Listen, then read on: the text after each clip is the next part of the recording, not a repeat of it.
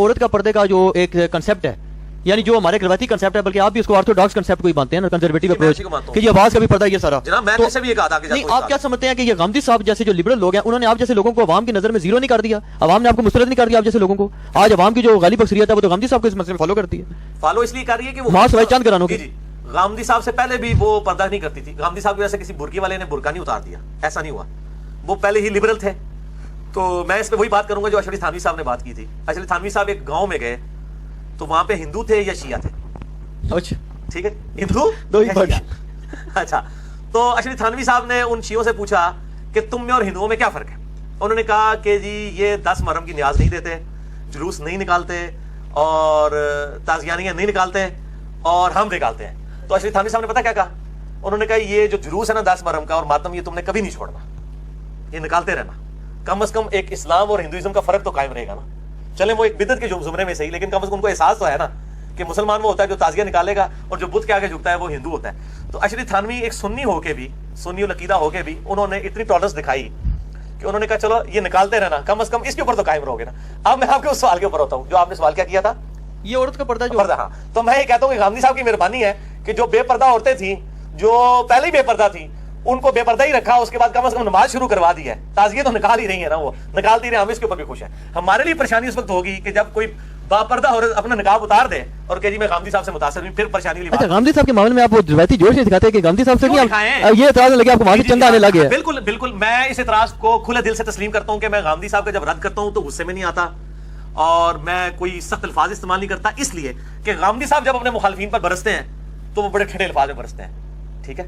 اچھا جن مولویوں کے اوپر میں غصہ نکالتا ہوں وہ جب میرے پہ نکالتے ہیں یا اپنے مخالفین پہ، وہ مجھ سے زیادہ گندی لینگویج استعمال کرتے ہیں. میں تو پھر بھی الفاظ کے چناؤ میں گالم گلوچ نہیں کرتا، جھوٹا الزام نہیں لگاتا، لیکن وہ ہر حد کراس کر جاتے ہیں. وہ خود پہلے غامدی صاحب والے اخلاقیات لے آئے، پھر میرا اعتراض لے لیں. طارق جمیل صاحب کے خلاف میرے قریب چڑھے ہوئے، آپ کسی کلپ میں دکھائیں کہ میں نے سخت زبان استعمال کی ہو. کیوں؟ طارق جمیل صاحب جب اپنے مخالفین کے اوپر بات کرتے ہیں وہ لجاجت کے انداز میں کرتے ہیں. نہیں سخت الفاظ تو آپ نے کیا، اس پر بلکہ لوگوں نے مائنڈ بھی کیا ہے، کوڑ مار کے گئے نے جناب، ادھر یہ کر کے گئے نے وہ کر کے، یہ تو اپنا کیا. نہیں میں نے یہ لفظ سخت الفاظ آپ نے کیا، میں نے کوڑ نہیں کہا. میں نے کہا ہے کہ طارق جمیل صاحب اس طرح کی روایتیں بیان کر کے ٹوٹ جاتے ہیں، پیچھے سانو مصیبت پا جاتی ہے. کوڑ کا لفظ میں نے نہیں استعمال کیا. شاہ جی میں اپنے کلپ الحمدللہ بار بار سنتا ہوں، میں نے لفظ یہ استعمال نہیں کیا. اچھا مجھے غلطی لگی ہے. اچھا اگر میں نے کوڑ بھی بول دیا نا تو ٹھیک آپ اتنا نہیں، یہ بھی ٹھیک ہے کیونکہ جھوٹی روایت ہے. کوڑ جو ہے نا یہ پنجابی میں کہتے ہیں جھوٹی روایت کو، روایت تو ہے جھوٹی ہے. اور اس حوالے سے ایک مردود روایت بھی پیش کی جاتی ہے.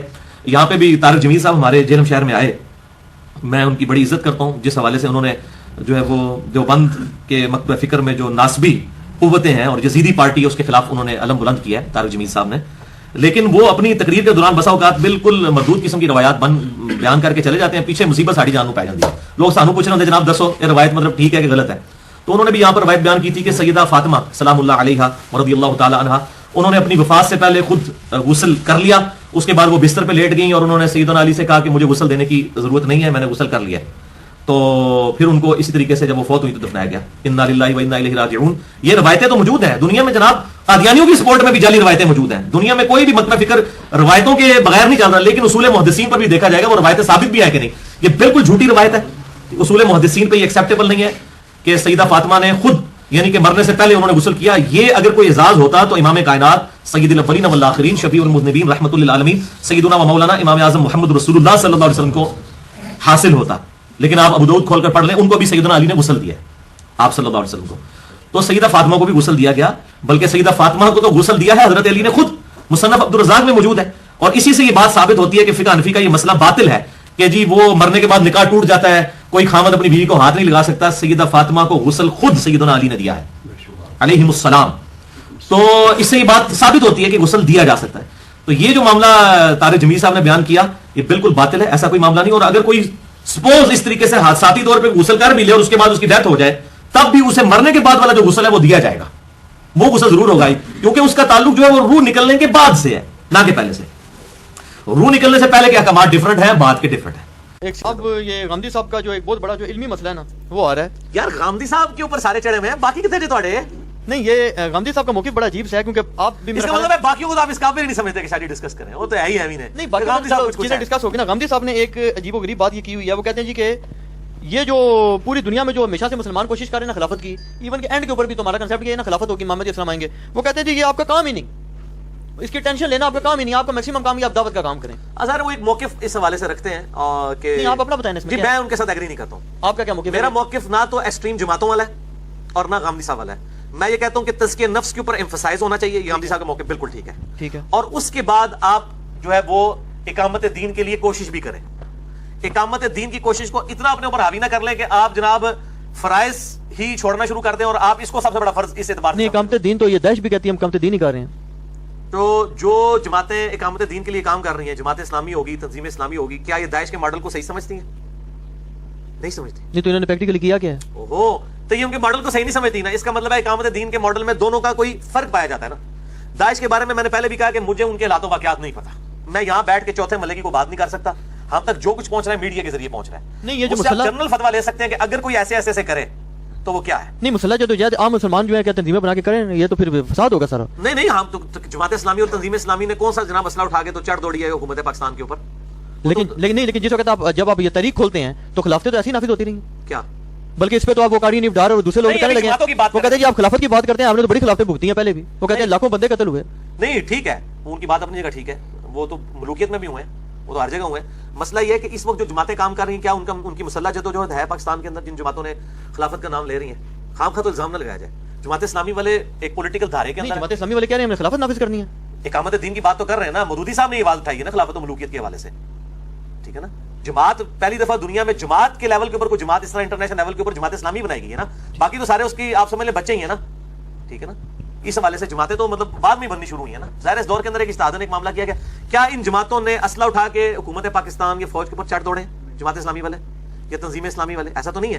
وہ اسی پولیٹیکل سسٹم کا حصہ ہیں, اپنا پروٹیسٹ ریکارڈ کرواتے ہیں, رائے عامہ ہموار کرتے ہیں. تو غامدی صاحب خود بھی کہتے ہیں کہ رائے عامہ ہموار کرنی چاہیے. غامدی صاحب کا یہ موقف ہے کہ رائے عامہ ہموار کریں. تو یہ جماعتیں رائے عامہ ہی ہموار کر رہی ہیں نا, تو ان کو کرنے دیں. جب یہ آپ کے اوپر چڑھ دوڑیں گی تو آپ ٹھیک ہے, آپ پھر آپ کے پاس حق محفوظ ہے. اور کا سب سے خطرناک ترین مسئلہ جب پاکستان بری طرح پس گیا ہے, یہ جو سعودی اور ایران کا جو فساد مچا ہوا ہے پوری دنیا کو مسلمانوں کو اپنی لپیٹ میں لے رہا ہے. اس کے بارے میں یہ سعودی پارٹی جو ہے, آپ اس کو اہل حدیث کہہ لیں یا دیوبند کہہ لیں, ان کا موقف یہ ہے کہ جناب امام مہدی علیہ السلام کی جو انتظار کر رہے ہیں نا شیعہ, یہ در حقیقت دجال کا انتظار کر رہے ہیں. اور شیعہ پارٹی کا یقین, ان کو تو خیر یقین ہے, وہ کہتے ہیں جی ہمارا تو امام مہدی علیہ السلام غائب ہے اور یہ تو جس کا کار ہے ان کے دجال نے ان کی طرف سے لڑنا ہے. اس میں آپ کیا کہتے ہیں؟ میں تو دونوں کو غلط سمجھتا ہوں. ان کی صرف پولیٹیکل وار ہے آپس میں. اللہ تعالیٰ ان کو مطلب توفیق دے کہ یہ جو ہے وہ ایک دوسرے کے اوپر بلیم اس طریقے سے لگانے کی بجائے جو ہے وہ کامن ٹرمز کے اوپر اکٹھے ہوں اور مسلمانوں کو یہ دو گروہوں کے اندر جو بانٹ دیا ہوا ہے, ایک سنی بلاک اور شیعہ بلاک, پہلے یعنی مسلمان جو ہے وہ قتل و غارت کے اندر مبتلا ہوئے ہیں اس حوالے سے. اب اگر یہ ساری بات کر رہے ہیں تو اب یہ جو داعش والے ہیں وہ بھی تو سعودیہ کی پیداوار ہے نا. تو سعودی والے ان کو نہیں گلے سے لگا لیتے. اس وقت تک گلے سے لگایا تھا جب تک وہ سعودیہ کی حکومت کے لیے چیلنجنگ نہیں تھے. جب ان کو چیلنج کرنے شروع کرنے لگے یہ خوارج ہیں اور امام کعبہ سے خطبے پڑھوانے لگے, جب یہ بنا رہے تھے اس وقت نہیں تھا ان کو پتا کہ یہ خوارج ہم بنا رہے ہیں. تو یہ سب کے اپنے ذاتی مفادات ہیں.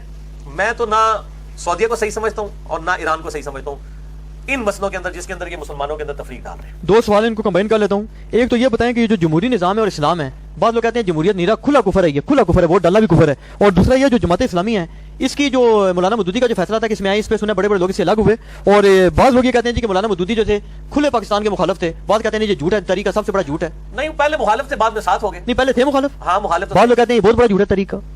مخالفت تو ان کی تھی, وہ اس طرح کی مخالفت نہیں تھی کہ پاکستان بننا نہیں چاہیے یا یہ نہیں ہونا چاہیے. ان کو خدشات تھے کہ جو یہاں پہ مسلمان رہ جائیں گے ان کا کون پرسان حال ہوگا. اور ان کی للہ یہ تھی کہ جب پاکستان بن گیا ان کا ونس ٹھیک ہے یہ بن گیا ہے تو اب ظاہر ہے کہ وہ پاکستان ہی ہجرت کر کے آگے تھے یہیں رہے, تو وہ کوئی اس اعتبار سے ان کا کوئی مسئلہ نہیں ہے. اس طریقے سے تو کئی دیوبندی علماء تھے, حسین احمد مدنی اور باقی لوگ جو ہیں جو شروع میں مخالف تھے بعد میں پھر وہ سسٹم کا حصہ بن گیا. اس میں کوئی ایسی بات تو نہیں تھی. تو یہ جمہوری نظام کفر ہے کہ نہیں؟ جمہوری نظام جس کو کفر کہا جاتا ہے اس میں تو جو قانون ہے وہ اکثریت رائے سے بنایا جاتا ہے کہ یعنی اکثریت کہتی ہے کہ جی جو ہے وہ ہومو سیکچولیٹی جائز ہے تو وہ مان لیا جائے, تو یہ جمہوری نظام کفر ہے. اس طرح کا جمہوری نظام اگر حلال کے دائرے کے اندر ہو کہ مثلا میں نے افطاری میں آپ کو شکنجی پلانی ہے, روح افزا پلانا ہے, جامع شریف پلانا ہے, پیپسی پلانی ہے, دودھ سوڈا پلانا ہے, اس کے اندر ووٹنگ کر لیتے ہیں حلال کے دائرے کے اندر. تو وہ تو اللہ کے نبی بھی ووٹنگ ہی کرواتے تھے صلی اللہ علیہ وآلہ وسلم. غزوہ احد کے موقع پر آپ وسلم کی قطعاً رائے نہیں تھی کہ باہر نکل کے لڑا جائے. یہ تو اکثریت نے فیصلہ دے دیا تو باہر نکلے تھے اور بعد میں شکست بھی ہوئی, فتح شکست میں بدل گئی, حالات و واقعات ایسے ہو گئے. تو اکثریت کی رائے سے فیصلہ ہونا حلال کے دائرے کے اندر اکثریت کی رائے سے ہی ہوگا. باقی جو انہوں نے شڈول چھوڑی ہوئی ہے نا کہ جی ایک جاہل کا اور ایک عالم کا ووٹ برابر ہوگا, ان کو کہیں کہ بریلویوں کا عالم دیوبندیوں کا جاہل ہے, دیوبندیوں کا عالم جو ہے بریلویوں کا جاہل ہے, شیعہ کا عالم سنی کا جاہل ہے, سنی کا عالم شیعہ کا جاہل ہے. اور تسی پہلے آپس ایک دوسرے کو عالم جاہل مان لو نا. ایک عالم دوسرے کہتا ہے یہ تو ہے ہی جاہل, تو علماء سارے میں کہنا ساری صحیح کہہ رہے ہو, ساری جاہل ہو گے, تاکہ ایک دوسرے کو جاہل کہہ رہے ہو نا. یہ نہیں ہوگا, تھوڑا سا ووٹ سب کی برابر ہوگی, जो बेसिक नीड है ना वो हर बंदे को समझ है, एक अनपढ़ को भी समझ है कि मेरे लिए कौन सी चीज बेनिफिशियरी है। उसको किसी मौलवी ने नहीं समझाना कि हाँ जी एक दूध बेचने वाले, एक भैंसे पालने वाले के लिए कौन सी चीज बेनिफिशियरी है, वो भैंस पालने वाले को पता है। हाँ, वंश जब एक जमहूरी निजाम कायम हो जाएगा, उस निजाम के अंदर जब ओहदे दिए जाएंगे, फिर जाहिर है कि भैंसे पालने वाले को प्रोफेसर मैथमेटिक्स का नहीं निकाला जाएगा, तो ना मौलाना साहब लाया जाएगा, ठीक है ना। फिर मैं पूछांगा हाँ जी वोट मैथमेटिक्स से प्रोफेसर दी एक दो दे बराबर करा या ਤੁਹਾਡੀ करा, क्योंकि तो मैथ नहीं आती। इस तरीके से एक आलम दीन जो दीन सिखा रहा होगा वहां पे पोस्ट को लगा, उस हिसाब से तो फिर जिसकी पोस्ट होगी उसको मिलेगी।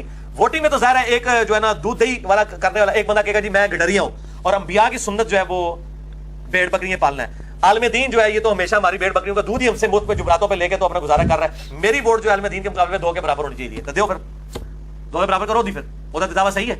अगर वो कहता है इल्म के ऊपर, तो वो उसे इल्म से पूछेंगे तो फिर कहेंगे हाँ जी बरेलवियों के उलमा की वोट कितने के बराबर हो, देवबंदियों की, हदीस की, शिया की, वो अपने तो कहेंगे, बाकी साहब तो कहेंगे 0।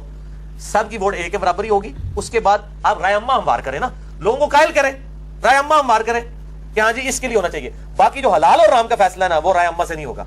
वो जो करारदाद मुकासद में भी लिखा है कोई भी कानून किताब और सुन्नत के खिलाफ पास नहीं किए थे, उसी